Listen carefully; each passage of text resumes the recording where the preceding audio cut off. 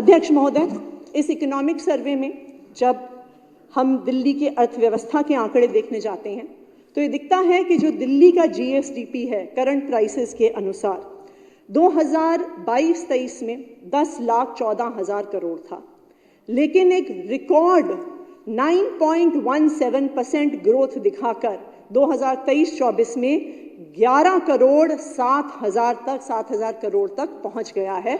ये केजरीवाल सरकार की अचीवमेंट है। जब दिल्ली की इकोनॉमी देश की इकोनॉमी के साथ 2021-22 में कोविड के दौरान कॉन्ट्रैक्ट हुई थी, तो दिल्ली ही एक इकलौता राज्य है जिसने 2021-22 में 8% के रेट पर और 2022-23 में 7.85% के रेट पर रियल जीएसडीपी ग्रोथ दिखाई है, जो पूरे देश में कहीं पर देखने को नहीं मिली। अध्यक्ष महोदय, दिल्ली में देश की 1.5% आबादी रहती है, लेकिन सिर्फ 1.5% आबादी होने के बावजूद दिल्ली का देश के जीडीपी में 4% की हिस्सेदारी है। ये है केजरीवाल की सरकार।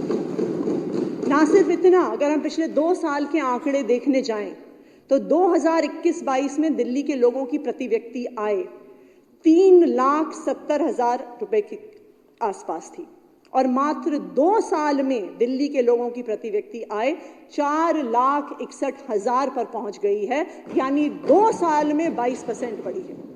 ये जो प्रति व्यक्ति आय है, ना सिर्फ ये इसने एक रिकॉर्ड ग्रोथ देखा है, पर दिल्ली के लोगों की प्रति व्यक्ति आय देश की प्रति व्यक्ति आय से 2 सबसे बड़ी समस्याएं हैं, वो है महंगाई और बेरोजगारी।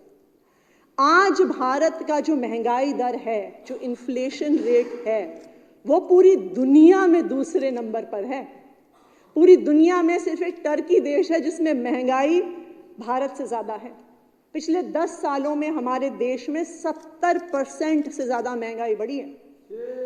हर आम इंसान को पता है कि 2014 से लेके आज तक, 2014 में गैस सिलेंडर 300 रुपए का होता था, आज 1200 रुपए पर पहुंच गया है। पेट्रोल का दाम 72 रुपए से 100 रुपए पर पहुंच गया है। डीजल का दाम 55 रुपए से 90 रुपए पर पहुंच गया है।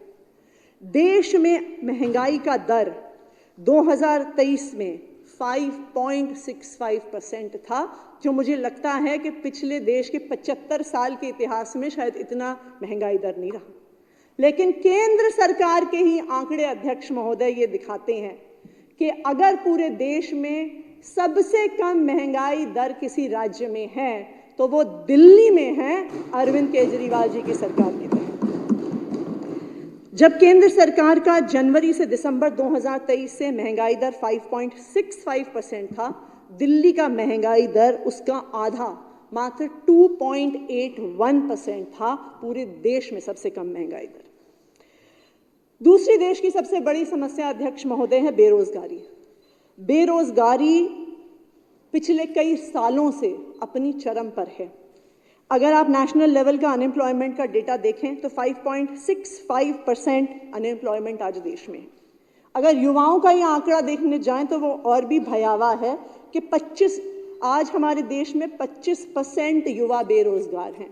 और अगर आप ग्रेजुएट्स का आंकड़ा देखने जाइए तो वो उससे भी बदतर है कि आज हमारे देश में 42% ग्रेजुएट बेरोजगार हैं। लेकिन दिल्ली की सरकार, अरविंद केजरीवाल की सरकार ने ना सिर्फ दिल्ली में लोगों को रोजगार दिलाया, पर दिल्ली में बिजनेस अपॉर्चुनिटीज भी बढ़ाई, जिसकी वजह से एम्प्लॉयमेंट अपॉर्चुनिटीज बढ़ी हैं। दिल्ली में 2020-21 में अनएम्प्लॉयमेंट रेट, बेरोजगारी का दर 6.3% था, लेकिन पिछले 2 सालों में कोविड के बाद फिर से इकोनॉमी को जो फिलिप देने का, बूस्ट देने का प्रयास हमारी सरकार ने किया है। 2021 के 6.3% अनएम्प्लॉयमेंट रेट से 2022-23 में यह आंकड़ा मात्र 1.9% पर आ गया है। अध्यक्ष महोदय, अब मैं सरकारी राजस्व के बारे में और जो हमारा बजट है सरकार का, उसके बारे में आंकड़े रखूंगी। मैं जब ये आंकड़े देख रही थी, इकोनॉमिक सर्वे जब कंप्लीट हुआ, तो मैं याद कर रही थी कि जब हम 2013 में पहली बार चुनाव लड़े थे तो हमारा एक चुनावी नारा था, बिजली हाफ पानी माफ।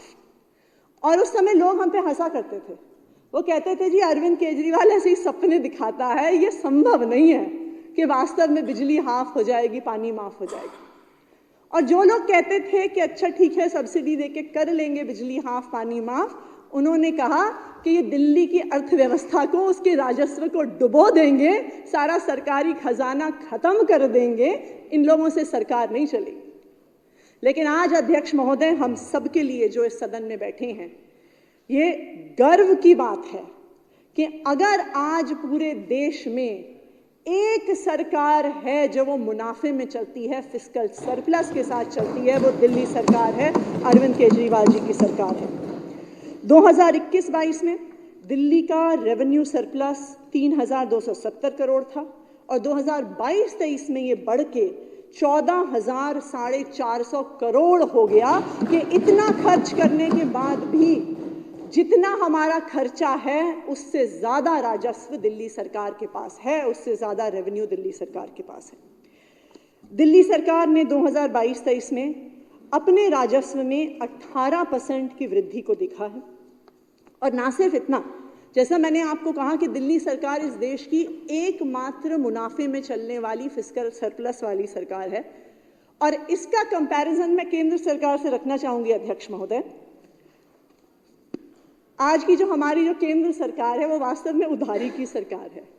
2014 से लेके 2024 तक के अगर आप आंकड़े देखिए, 2014 में हमारे देश का डेट 55 लाख करोड़ था, यानी आजादी से लेके 2014 तक 55 लाख करोड़, लेकिन मात्र 10 साल में वो 155 लाख करोड़ हो गया है, यानी देश की उधारी 3 गुना बढ़ गई है। एक आंकड़ा होता है इकोनॉमिक सर्वे में, debt as percentage of GDP, यानी हमारे देश के जीडीपी का कितना हिस्सा वास्तविक तौर पे उधारी है, डेट है जो हमें वापस करना है। 2014 में ये आंकड़ा था 67%, लेकिन पिछले 10 साल में ये बढ़ के 92% हो गया है। तो आज देश का 92% जीडीपी का हमारा डेट का हिस्सा है। और इसके विपरीत दिल्ली में अध्यक्ष महोदय, जो एक फिस्कल सरप्लस बजट की मैं बात कर रही हूँ, एक मुनाफे की बजट की मैं बात कर रही हूँ, ये हमें पिछली सरकारों से नहीं मिला है। पिछली सरकारें डेट लेती आई थी, लोन लेती आई थी, अपने राजस्व से ज्यादा खर्चा करती आई थी। तो इसलिए जब दिल्ली में हमारी अरविंद केजरीवाल जी की सरकार बनी तो काफी उधारी दिल्ली सरकार पर भी थी। तो एक आंकड़ा होता है अध्यक्ष महोदय, ratio of interest payment to revenue receipts, यानी कितनी उधारी दिल्ली सरकार पर है कि जितना राजस्व है उसमें से कितना % हिस्सा हमें उधारी चुकाने में, उसका इंटरेस्ट चुकाने में देना पड़ता है। अध्यक्ष महोदय, 2012-13 में ये आंकड़ा ratio of interest payment to revenue receipts 11.2% था, लेकिन अरविंद केजरीवाल जी ने जितनी समझदारी के साथ ये सरकार चलाई है, ये आंकड़ा 11.2% से घटकर आज मात्र 5.2% रह गया है। इसका मतलब है कि दिल्ली सरकार ने अपनी उधारी को समाप्त किया है, कम किया है, फिर भी इतनी शानदार सरकार चलाई।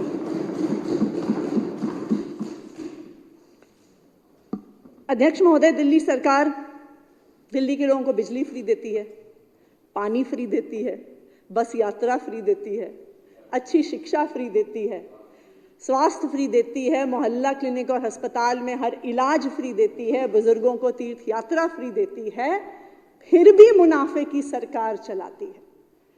हमने एक स्टडी करवाई थी हमारे प्लानिंग डिपार्टमेंट ने, तो उन्होंने दिल्ली के 3,500 परिवारों के साथ सर्वे किया। उस 3,500 परिवारों के सर्वे में ये निकल के आया कि तकरीबन उसमें से ऑलमोस्ट 100% परिवारों को कभी ना कभी दिल्ली सरकार की इलेक्ट्रिसिटी सब्सिडी का फायदा हुआ है, चाहे वो 200 यूनिट फ्री हो, चाहे वो 400 यूनिट पे 50% की सब्सिडी हो। 75% लोगों को फ्री पानी का फायदा मिला है, हमारी स्टडी में निकल के आया।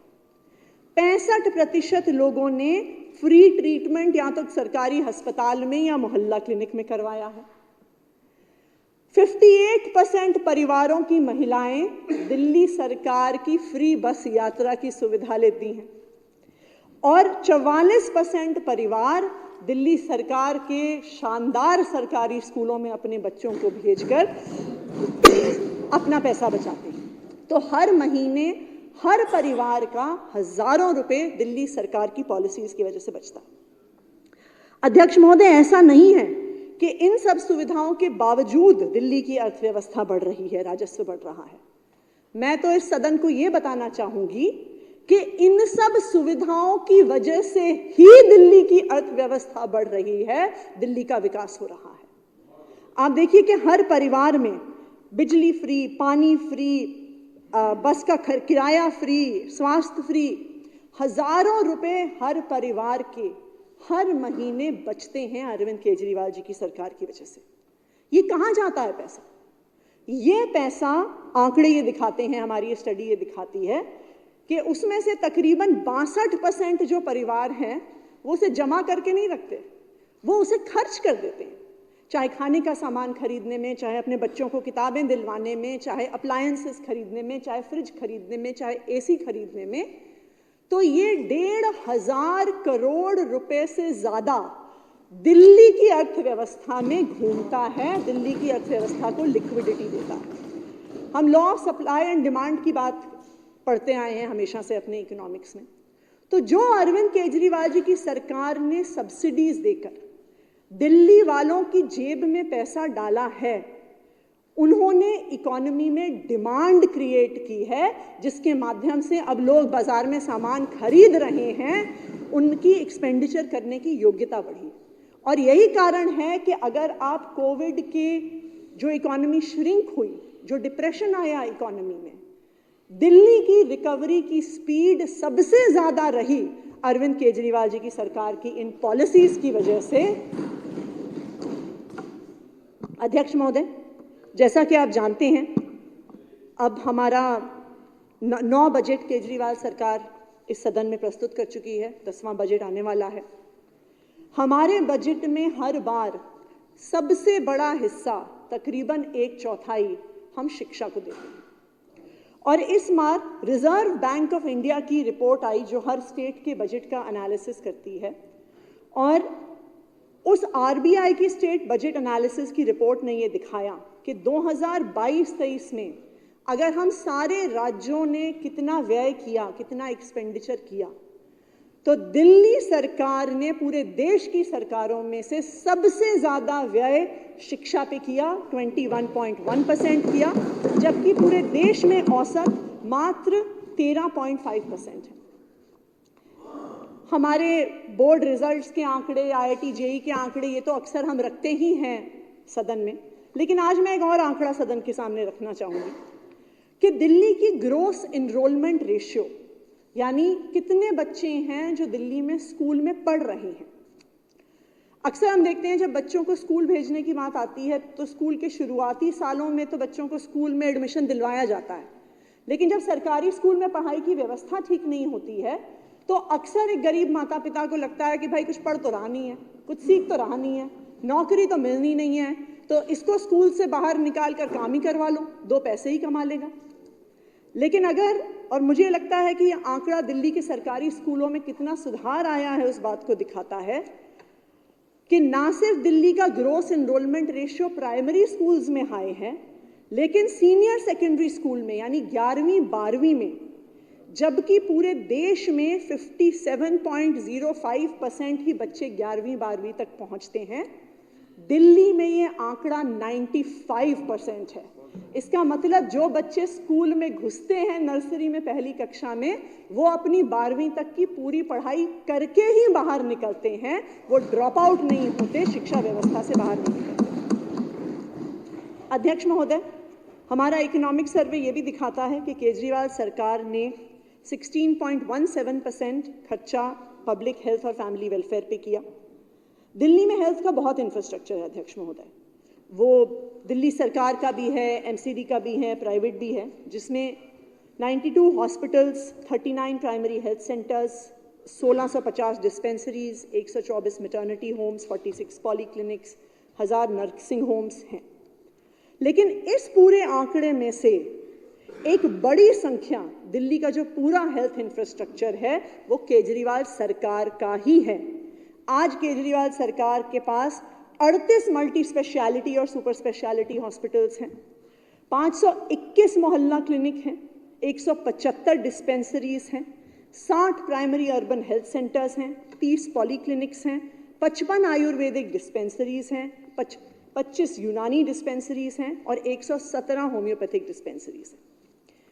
अध्यक्ष महोदय, ना सिर्फ हमने अच्छी स्वास्थ्य की व्यवस्था दी है, लेकिन अब आंकड़े देखिए, कुछ ऐसे आंकड़े होते हैं जिनको इंडिकेटर माना जाता है कि आपकी ओवरऑल शहर का, आपके राज्य का हेल्थ क्या है। तो अगर आप एक ऐसा आंकड़ा माना जाता है इन्फेंट मोर्टेलिटी रेट, कि आपके जब बच्चे पैदा होते हैं तो उनका मोर्टेलिटी रेट कितना है, क्योंकि उससे माता का स्वास्थ्य कैसा है, आपकी हेल्थ केयर फैसिलिटीज़ कैसी हैं, वो सारे फीचर्स फैसिलिटीज़ उसमें रिफ्लेक्ट हो जाते हैं। अध्यक्ष महोदय, पूरे देश का इन्फेंट मोर्टेलिटी रेट का आंकड़ा 2.8% है, लेकिन दिल्ली का उसका आधे से भी कम है, मात्र 1.2%। पूरे देश का नियोनेटल मोर्टेलिटी रेट 2% है, दिल्ली का उससे आधे से भी कम 0.9% है। पूरे देश में अंडर 5 मोर्टेलिटी रेट बच्चों का 3.2% है, दिल्ली का उसका 1/3 है 1.4%। यानी हम अपने बच्चों को, उनकी माताओं को, सबको अच्छे स्वास्थ्य की सुविधा दे पाएं। अब मैं पावर सेक्टर पे आती हूं अध्यक्ष महोदय। अध्यक्ष महोदय, कोपेनहेगन बिजनेस स्कूल ने कुछ साल पहले एक स्टडी करी थी और उन्होंने बताया था कि 1 घंटा एक्स्ट्रा बिजली देने से आप भारत में किसी भी गरीब परिवार की आय 15% तक बढ़ा देते हैं, क्योंकि जब बिजली आती है बच्चे पढ़ पाते हैं, आप अप्लायंसेस यूज़ कर पाते हैं, आप इंटरनेट की फैसिलिटीज़ यूज़ कर पाते हैं। और मुझे खुशी है इस बात की कि केजरीवाल सरकार पिछले 9 साल से लगातार दिल्ली वालों को 24 घंटे बिजली दे रही है। 2013-14 में दिल्ली की पीक डिमांड 5,650 मेगावाट थी। ये 2022-23 तक आते आते 7,700 मेगावाट पहुंच गई, लेकिन फिर भी केजरीवाल सरकार ने ये बिजली दिल्ली वालों को बिना किसी पावर कट के, बिना किसी लोड शेडिंग के लगातार दी है। अध्यक्ष महोदय, ना सिर्फ इतना, जो AT&C लॉसेस होते हैं, जो बिजली की चोरी होती है, वो 2012-13 में 16% था, पिछले 10 सालों में 1/3 हो गया है, मात्र 6% रह गया है। जैसा कि आप सब जानते हैं, केजरीवाल सरकार ने दिल्ली वालों को 0 बिल दिए हैं और 2022-23 में 3,40,00,000 0 बिजली के बिल दिल्ली में साल भर में दिल्ली वालों के आए। पानी की सप्लाई पे भी लगातार काम हुआ है। केजरीवाल सरकार ने 20 किलोलीटर पानी मुफ्त देने का वादा किया था, दिया भी है। 25 लाख कंज्यूमर्स को इसका फायदा मिला है।